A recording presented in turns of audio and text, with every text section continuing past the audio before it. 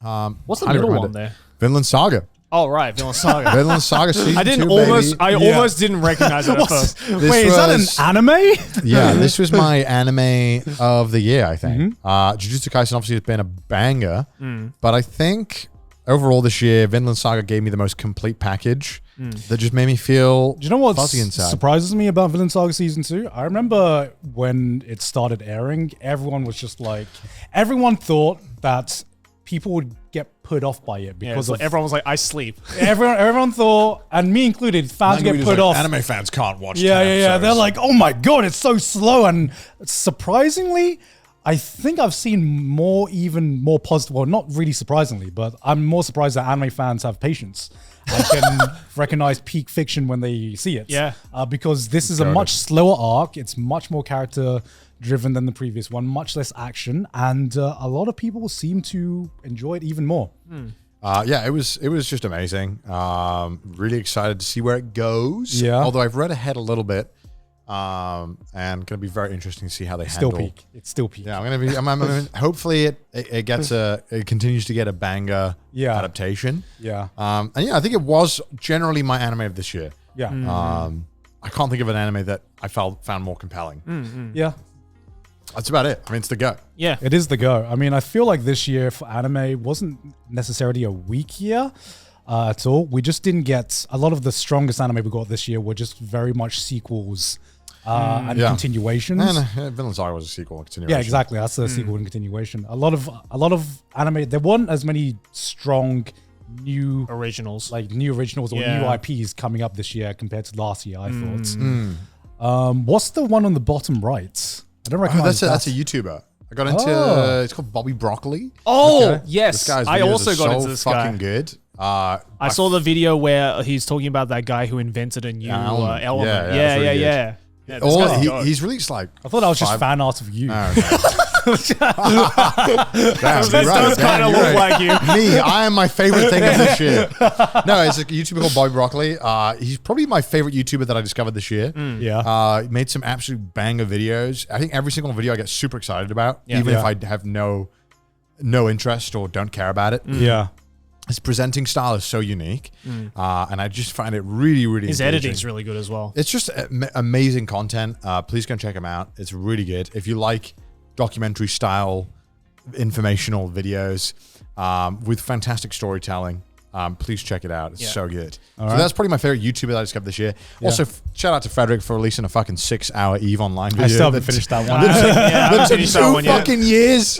Yeah. That was an the one amazing I also video. want to shout out is very recently Summoning Salt released a Mike Tyson's I haven't Punch Out watched that video, yet. and halfway through the video he talks about himself. Yeah, because I remember he did a video about Punch Out Records and it ended on him being the record holder. He's currently the record yeah, holder. he's really good at Punch Out. And everyone in the comments was like so hyped when you started to hype yourself up. You go, King. Well, it's like when I watched that fucking speedrun about the blue shell any percent. And the guy making the video was the guy who's the world record holder. And I was like, oh. He was talking about himself in the third person. Yeah. That was very That's funny. so based. So yeah. Also, what else is based is fucking For You. Yeah, that was probably my favorite. I've listened to a lot of music this year. I did the YouTube Premium Rewind, or whatever the fuck it was, where I talked about where I talked about all the music I listened to. And I think this would have been higher, but the problem is that Tatsuro Yamashita isn't on any streaming platforms. Yeah. But I've definitely listened to him more than I think anything else this year. Just absolute banger songs for any occasion. I think I commented on that on your Twitter because you had Thundercat on there. I did have Thundercat out there. Yeah, it was really good too. I've listened to mainly funk, like funk with like, I don't know EDM. I don't know what EDM is. I don't know. Fucking whatever electronic funk. Beeps and boobs. Yeah, beeps and boobs. Yeah. And city pop, which I got more into again this year. I've been trying to find this record on vinyl for years, and the cheapest I've seen it go for is like $300. I thought he was selling it as his concert. Well, I didn't go to the concert. Wait. Or the original pressing. Yeah, sorry. They have the remake one. Yeah, I went to a bar.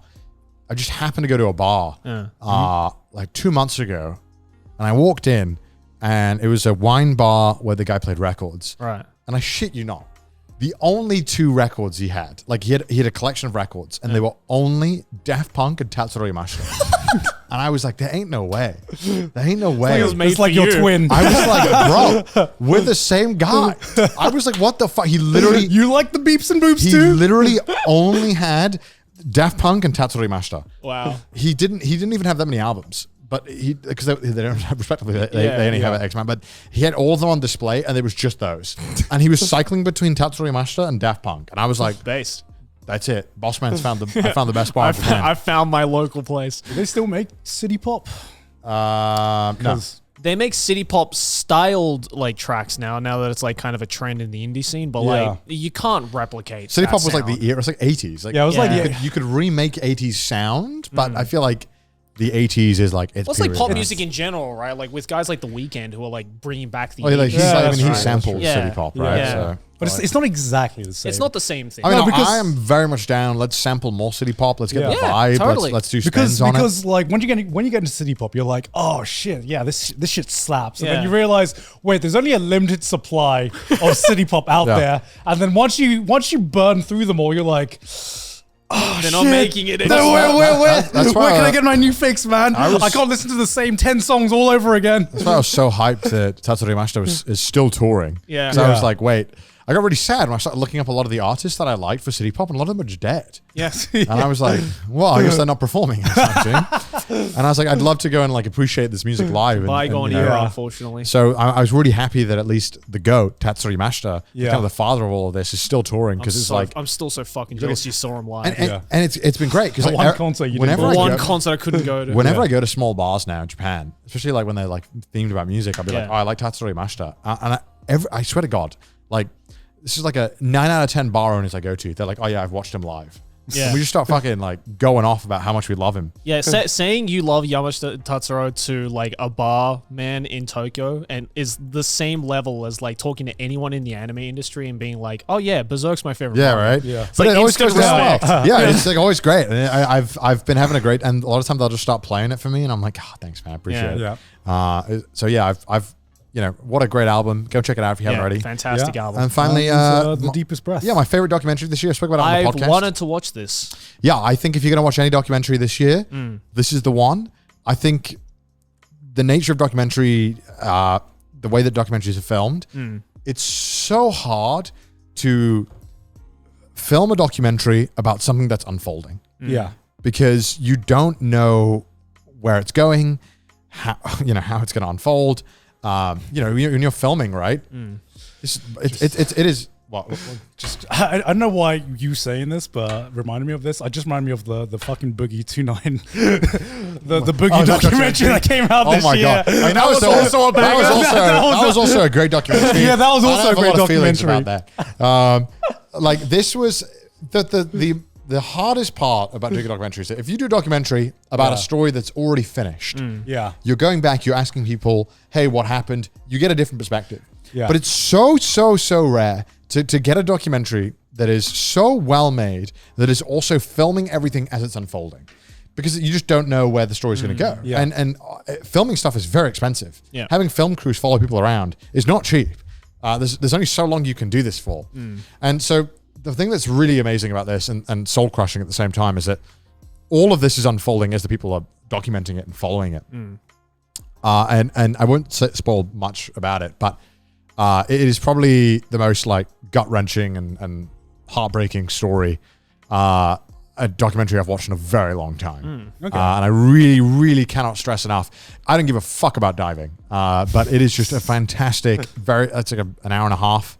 Just watch it. It's amazing. Yeah. You will have a great time. And I'm so glad they didn't drag it out into like 9 episodes like Netflix loves doing. Yeah. I think a lot of documentaries can be told in 2 hours. Just keep doing that. Not every fucking court scene has to be 8 fucking episodes. I don't need to find out about everything. Just this is just the golden example of how to make an amazing documentary with the added bonus that it was being filmed as it was all unraveling. Right. Okay. Right. Which is so rare. Really, really good. And the Boogie one was amazing too. But my God. Special shout out to the Boogie one. But my fucking God, what a fucking sad piece of media. He's just a terrible person. I do not know why he agreed to do it. I know why I agreed to do it. Because he needs money. Yeah. He's 'Cause broke. Yeah, that's true. because he needed more attention Because we're and talking more about money. him. Yeah, We spoke about it now because of the documentary. Yeah. yeah. But like, I watched him on the financial. There's this guy does a video. It's called Financial Audit, and he was on this, and the guy was going through his finances, and it was like fucking bashing your head against the wall. He's like, no, I don't need that much. He's like, you spend $900 this month on going out. He's like, well, I need to do that. He's like, why? He's like, well, because I can't feed my family. Like, I can't feed 4 people unless I go to fast food for cheap. And he's like, you can go to the grocery store. He's like, well, I like the taste. And it's like, you are ruining your life, and you have an excuse for every single time you ruin your life.